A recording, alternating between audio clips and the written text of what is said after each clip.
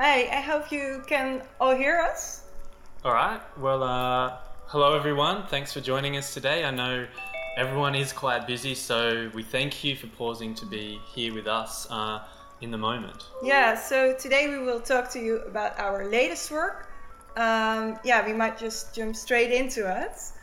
Where to start? I suppose the overall aim of our work is to explore and reflect upon life in the city today and how the many issues playing out here are reflective on of bigger issues that we feel are important to confront. Yeah, the city's interesting for us. These days, more than half of the planet's population lives in cities. So whatever the future holds, the way we will live tomorrow will largely depend on how city life is changing today. And how it will develop in times of global crises. Yeah. Yeah, so in our work, we see the city as a place where it's possible to explore big issues, like overwhelming issues, like the climate crisis and pollution, migration, consumption, or when we find particular interesting the changing boundaries between public and private lives. Yeah, they can definitely feel overwhelming, but we want to explore such issues. But also through our art, we want to really, act upon them. Yes, we don't just only want to talk about it. We also want to respond on these issues. That's important, we think. Yeah, and so I guess it's good to explain some of our thinking around our work. For us, this really began in virtual meetings such as this one, with in-person meetings sort of limited at the moment, and cities have most recently kind of been less about being on the streets, but it's been more virtually, like right now. So looking at people through our screens, seeing them, or you, in little rectangular boxes, this is our city. Yeah, it's a city of big boxes that all together form a sort of cabinet of curiosities. So rather than being a flaneur like in the city streets, we feel like we've become digital flaneurs. Often we notice ourselves being distracted, drifting away from conversations and like peering into the framed spaces of others. And so we go on these sort of imaginary journeys. Imaginary journeys. We often start to build an image of people based on what they do or what they don't show. Yeah, so I guess, for example, sometimes you might see a world map and you wonder, has that person traveled across the globe? Or maybe it's just, an easy decoration for them. Sometimes it's like something like a musical instrument. So you wonder, perhaps as soon as our conversation ends with them, are they grabbing that and serenading the entire apartment? Or maybe it's something like, a bookcase. Yeah, it's often like a very impressive collection, but can't help but thinking like, have they actually read them all? Yeah, but it's also the unplanned things. Yeah, sometimes the virtual background glitches are revealing some like surprising details. Something steals the attention out of view, or like a curious noise is heard. Yeah, but then it's often never explained. Really, we've got no idea. But we found these imaginary journeys amongst the conversation just really hard to resist. Yeah, and why do we find it like hard to resist? Perhaps it's just a curiosity to connect more with other people. Yeah, or perhaps it's just to momentarily escape from the everyday, the mundane spaces that we find ourselves in.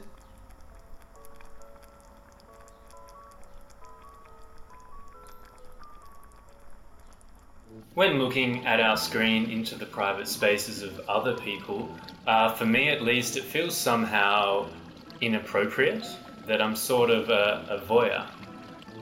Yeah. But at the same time, we are also exhibiting ourselves. I know I'm also on show, so in that sense, it feels like an even exchange. Yeah, for me, it feels less wrong. like away from the screen in Dutch culture, disappearing into private spaces is like, culturally quite acceptable. Perhaps even welcomed in a way. And what I mean by this is that often when you pass ground floor windows in the city, they very rarely have curtains. They are sort of naked windows. Yeah, especially at night, from the streets with the lit up interior, you can see directly into the private and often like intimate spaces of people. Yeah, people that you've never met. And I think the curious thing for me is that there seems to be a certain expectation that people will look in your window. So in many ways, people prepare their spaces to put on a show. They do have curtains, but they're kind of moved to the side, and it's more as a decoration. Yeah, it's almost as if they are framing the room. So it looks like a stage, like a stage in a theater, a mise en scène, an arrangement of people and objects. Yeah, and it's objects like flowers, and there's sculptures, and there's art, and there's dolls, and there's also ducks, and which all project a sense of who lives in that house and their personality and what they value. Yeah, it's quite an interesting way to connect with your community. You can be a witness to many different ways of living.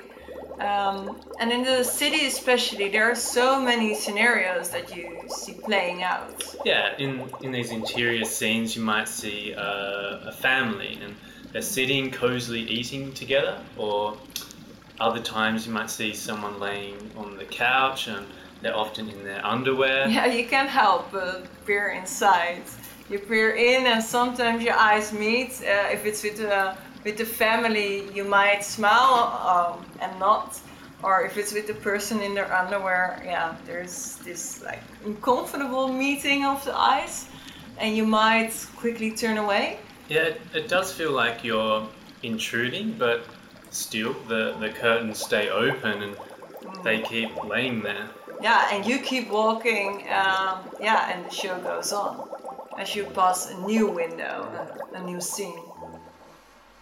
We find this negotiation and blurring of boundaries between public and private spaces, as we observed in the city around us and also virtually, to be fascinating.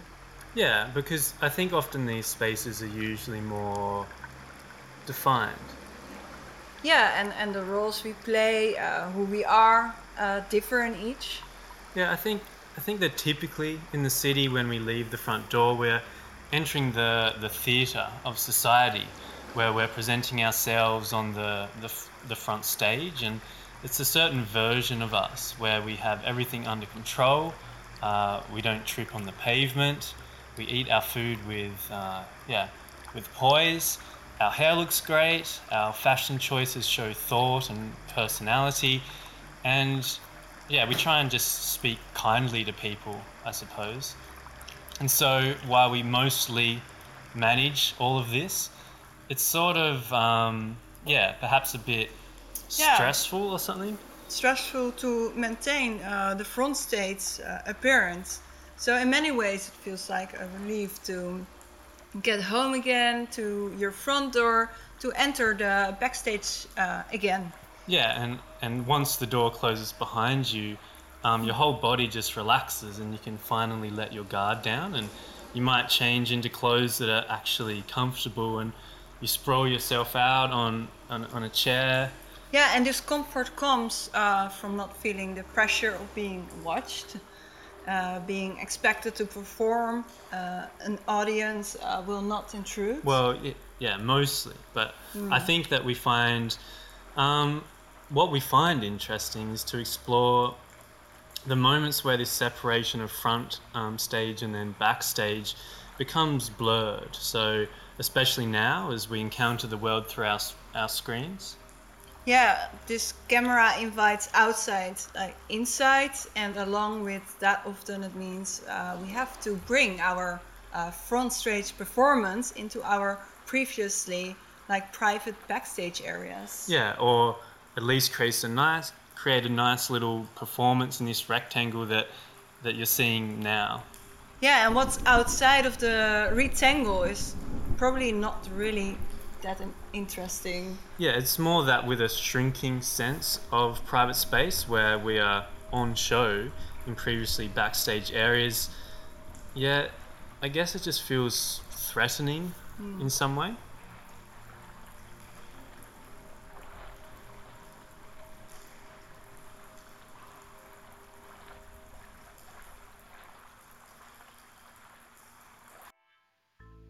Yeah, so with our artwork then, I guess we want to capture this tension that is happening while we renegotiate our public and private spaces. Yeah, I think we also just want to question whether our private spaces are shrinking, and is this a problem?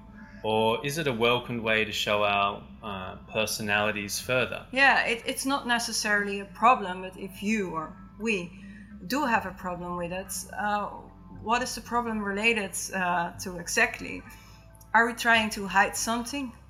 But yeah, I also think, although we are talking a lot here about looking at other people, in the end, are we not really just focused on ourselves? Yeah, I suppose, in the role of the flaneur, we are curious about others, but is it this curiosity not just more to compare and reflect on ourselves? Yeah, I think so, but I think we also are literally just looking at ourselves a lot more.